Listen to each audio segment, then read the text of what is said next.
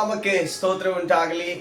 ಪ್ರಿಯರೇ, ಆತ್ಮೀಯರೇ, ಈ ಉದಯ ಕಾಲದ ಆತ್ಮಿಕ ಉಪಹಾರದ ಕಾರ್ಯಕ್ರಮ ಮುಖಾಂತರವಾಗಿ ನಿಮ್ಮೆಲ್ಲರಿಗೂ ಯೇಸುವಿನ ನಾಮದಲ್ಲಿ ನಾನು ವಂದನೆಗಳನ್ನು ಸಲ್ಲಿಸುವನಾಗಿದ್ದೇನೆ.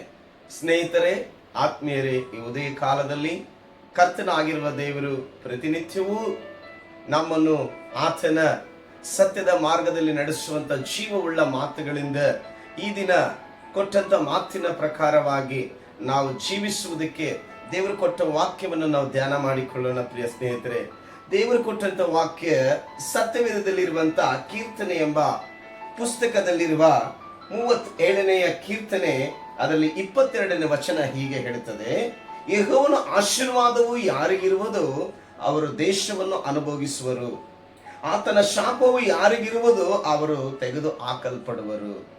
ಸ್ನೇಹಿತರೆ, ಆತ್ಮೀಯರೇ, ಪ್ರಿಯರೇ, ನೋಡ್ರಿ, ಯೆಹೋವನ ಆಶೀರ್ವಾದ ಯಾರ ಮೇಲೆ ಇರುತ್ತದೋ ಅವರು ಇಡೀ ದೇಶವನ್ನೇ ಅನುಭೋಗಿಸುತ್ತಾರಂತೆ. ಯಾರ ಮೇಲೆ ಶಾಪವಿರುತ್ತದೋ ಅವರು ನೋಡ್ರಿ ಅವರು ತೆಗೆದು ಹಾಕಲ್ಪಡುವರೆಂಬುದಾಗಿ ದೇವರ ವಚನ ಹೇಳುತ್ತದೆ. ಅದಕ್ಕಾಗಿ ಪ್ರತಿ ಮನುಷ್ಯನು ಭೂಮಿ ಮೇಲೆ ಇರುವಷ್ಟು ದಿನಗಳ ಕಾಲ ಸುಖ ಸಂತೋಷದಲ್ಲಿರಬೇಕು.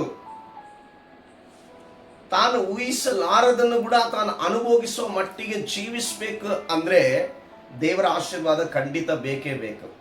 ದೇವರ ಆಶೀರ್ವಾದವಿಲ್ಲದೆ ನಾವು ಒಂದು ಒಳ್ಳೆ ಮನೆಯಲ್ಲಿರಕ್ಕಾಗಲ್ಲ. ದೇವರ ಆಶೀರ್ವಾದವಿಲ್ಲದೆ ಒಳ್ಳೆ ಆರೋಗ್ಯದಲ್ಲಿರುವುದಕ್ಕಾಗಲ್ಲ.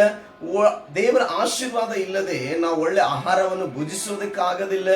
ದೇವರ ಆಶೀರ್ವಾದವಿಲ್ಲದಿದ್ದರೆ ನಾವೊಂದು ಒಳ್ಳೆ ಕುಟುಂಬದಲ್ಲಿ ಇರಲಿಕ್ಕೆ ಆಗುವುದೇ ಇಲ್ಲ. ಈ ಲೋಕದಲ್ಲಿ ಸಮಾಧಾನ, ಸಂತೋಷ, ನೆಮ್ಮದಿಯಿಂದ ಇರಲಿಕ್ಕೆ ಸಾಧ್ಯವೇ ಇಲ್ಲ. ಆ ಕಾರಣದಿಂದ ಪ್ರತಿ ಮನುಷ್ಯನಿಗೂ ದೇವರ ಆಶೀರ್ವಾದ ಬಹಳ ಬಹಳ ಪ್ರಾಮುಖ್ಯವಾಗಿರುವಂತದ್ದಾಗಿದೆ. ಆ ಕಾರಣದಿಂದ ದೇವರ ಜನರೇ, ಸ್ನೇಹಿತರೆ, ಈ ಉದಯ ಕಾಲದಲ್ಲಿ ದೇವರು ಹೇಳುತ್ತಿರುವ ಮಾತೇನೆಂದರೆ, ದೇವರ ಆಶೀರ್ವಾದ ಯಾರ ಮೇಲೆ ಇರುತ್ತದೋ ಅವರು ದೇಶವನ್ನೇ ಅವರು ಅನುಭವಿಸುವರು ಎಂಬುದಾಗಿ ಹೇಳುತ್ತದೆ. ಯಾರ ಮೇಲೆ ದೇವರ ಶಾಪವು ಇರುತ್ತದೋ ಅವರನ್ನು ತೆಗೆದು ಹಾಕಲ್ಪಡುತ್ತದೆ ಎಂಬುದಾಗಿ. ಅದಕ್ಕಾಗಿ ಸ್ನೇಹಿತರೆ, ಈ ಉದಯ ಕಾಲದಲ್ಲಿ ನೋಡುವ ಈ ಕಾರ್ಯಕ್ರಮದಲ್ಲಿ ನೋಡುತ್ತಿರುವ ಪ್ರತಿಯೊಬ್ಬರಿಗೆ ನಾನು ಹೇಳುತ್ತೇನೆ, ದೇವರ ಆಶೀರ್ವಾದವನ್ನು ಪಡೆದುಕೊಳ್ಳಿರಿ. ದೇವರ ಆಶೀರ್ವಾದವನ್ನು ಪಡೆದುಕೊಳ್ಳಬೇಕಂದ್ರೆ ದೇವರ ಕಾರ್ಯಗಳನ್ನು ಮಾಡುವವರಾಗಬೇಕು. ದೇವರ ಮಾತುಗಳನ್ನು ಕೇಳಿ ದೇವರ ಮಾತುಗಳಂತೆ ನಡೆದುಕೊಂಡು ಆತನ ಮಾತುಗಳಿಗೆ ಮೆಚ್ಚುಗೆಯಾದ ಜೀವಿತದಲ್ಲಿ ನಾವು ಹೋಗುವಾಗ ಆತನ ಆಶೀರ್ವಾದವು ನಮ್ಮ ಮೇಲೆ ಬರ್ತದೆ. ಯಾಕಂದ್ರೆ ಅಬ್ರಾಮನೆಂಬ ಭಕ್ತ ಸತ್ಯವೇದದಲ್ಲಿ ದೇವರು ಕರೆದ ಕೂಡಲೇ ಆತನೆಲ್ಲವನ್ನು ಬಿಟ್ಟು ಆತನು ದೇವರನ್ನು ಹಿಂಬಲಿಸುವುದರಿಂದ ದೇವರು ಆತನಿಗೆ ಹೇಳ್ತಾನೆ, ನಾನು ನಿನ್ನನ್ನು ಆಶೀರ್ವದಿಸ್ತೀನಿ ಎಂಬುದಾಗಿ. ನಿನ್ನನ್ನು ನಿಜವಾಗ್ಲಿ ಎಲ್ಲಾ ಪೀಳಿಗೆಗೆ ನಿನ್ನೆ ತಲೆಯಾಗಿಡ್ತೀನಿ ಎಂದು ದೇವರು ಹೇಳುವ ಹಾಗೆ ಅಬ್ರಾಮನನ್ನು ದೇವರು ಆಶೀರ್ವದಿಸಿದ ದೇವರು.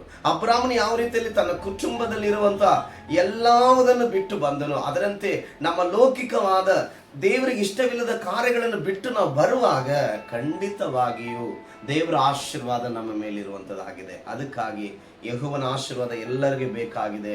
ಆಶೀರ್ವಾದಕ್ಕಾಗಿ ದೇವರನ್ನ ಪ್ರಾರ್ಥಿಸಿರಿ, ದೇವರ ಮಾರ್ಗದಲ್ಲಿ ನಡೆಯಿರಿ, ದೇವರಿಗಾಗಿ ಜೀವಿಸಿರಿ. ಆತನ ಆಶೀರ್ವಾದ ಇಲ್ಲ, ಆತನ ಶಾಪ ಯಾರ ಮೇಲೆ ಬಂತನ್ಕೋ ಖಂಡಿತವಾಗಿ ಅವರನ್ನು ಈ ಲೋಕದಿಂದ ಕಿತ್ತಿ ಹಾಕಲ್ಪಡುತ್ತದೆ. ಅದಕ್ಕಾಗಿ ದೇವರಿಗೆ ವ್ಯತಿರೇಕವಾದ ಕಾರ್ಯಗಳನ್ನು ಮಾಡದೆ ದೇವರಿಗೆ ಇಷ್ಟವುಳ್ಳ ಕಾರ್ಯಗಳನ್ನು ಮಾಡುವವರಾಗಿರೋಣ. ಸ್ನೇಹಿತರೆ, ಇವತ್ತೆಲ್ಲರೂ ಅನ್ಕೊಳ್ತಾರೆ, ಯಾವ ದೇವರು ಏನ್ ಮಾಡಿದ ದೇವರು, ನಾವು ದುಡಿದ್ರೆ ದೇವರು, ನಾವು ಮಾಡಿದ್ರೆ ದೇವರು ಅಂತ ಹೇಳ್ಕೊಳ್ಳೋರೆ. ಎಚ್ಚರವಾಗಿರ್ರಿ. ದೇವರ ಕೋಪ ನಿಮ್ಮ ಮೇಲೆ ಬಂತಂದ್ರೆ ದೇವರು ತೆಗೆದು ಹಾಕಿ ಬಿಡುತ್ತಾನೆ. ಆ ಕಾರಣದಿಂದ ಇವತ್ತು ದೇವರ ಆಶೀರ್ವಾದ ಹೊಂದಿಕೊಳ್ಳಬೇಕೆಂದೇಳಿ ಈ ಉದಯ ಕಾಲದಲ್ಲಿ ದೇವರು ವಾಕ್ಯ ನಮ್ಮ ಸಂಗಡ ಮಾತನಾಡ್ತದೆ. ದೇವರು ನಿಮ್ಮನ್ನು ಆಶೀರ್ವದಿಸಲಿ. ನಾವೆಲ್ಲರೂ ಪ್ರಾರ್ಥಿಸಿಕೊಳ್ಳೋಣ. ಪರಲೋಕದಲ್ಲಿರುವ ಒಳ್ಳೆಯ ತಂದೆ, ಈ ಉದಯ ಕಾಲದಲ್ಲಿ ನೀನು ತಿಳಿಸಿದ ವಾಕ್ಯದ ಮೇರೆಗೆ ಕರ್ತನೆ, ನಿನ್ನ ಆಶೀರ್ವಾದವನ್ನು ಹೊಂದಿಕೊಳ್ಳುವ ಕರ್ತನೆ ಜನರಾಗಿ ಜೀವಿಸುವಂತೆ ನೋಡುವ ಪ್ರತಿ ಒಬ್ಬರನ್ನು ಕೂಡ ಕರ್ತನೆ, ಯೆಹೋವನೇ ನಿನ್ನ ಆಶೀರ್ವಾದ ಅವರ ಮೇಲೆ ಬರಲಿ ಸ್ವಾಮಿ. ಕರ್ತನೆ, ಯಾರ ಮೇಲೆ ಶಾಪವಿರುತ್ತದೋ ಅವರು ತೆಗೆದುಹಾಕಲ್ಪಡುತ್ತಾರೆ ಎಂಬುದಾಗಿ ನೋಡುತ್ತೇವೆ.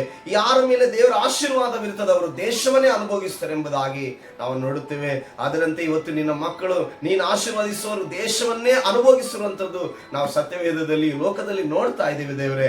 ಅದರಂತೆಯೂ ಈ ದಿನ ನೋಡುತ್ತಿರುವ ಪ್ರತಿಯೊಬ್ಬ ನನ್ನ ಸ್ನೇಹಿತರಿಗೆ ನಿನ್ನ ಆಶೀರ್ವಾದ ಬರಲಿ ಸ್ವಾಮಿ. ನೋಡುತ್ತಿರುವ ಪ್ರತಿಯೊಬ್ಬರ ಕುಟುಂಬಗಳ ಮೇಲೆ ನಿನ್ನ ಆಶೀರ್ವಾದ ಬರಲಿ. ನೀನೇ ಮಹಿಮೆ ಹೊಂದಿ ಅವರನ್ನು ಆಶೀರ್ವದಿಸೋದಕ್ಕಾಗಿ ಸ್ತೋತ್ರ. ಯೇಸುವಿನ ನಾಮದಲ್ಲಿ ತಂದೆ, ಆಮೆನ್. ಎಲ್ಲರಿಗೂ ಥ್ಯಾಂಕ್ ಯು. ದೇವರ ಆಶೀರ್ವಾದವನ್ನು ಹೊಂದಿಕೊಳ್ಳಿರಿ. ದೇವರು ನಿಮ್ಮನ್ನು ಆಶೀರ್ವದಿಸುತ್ತಾನೆ. God bless you.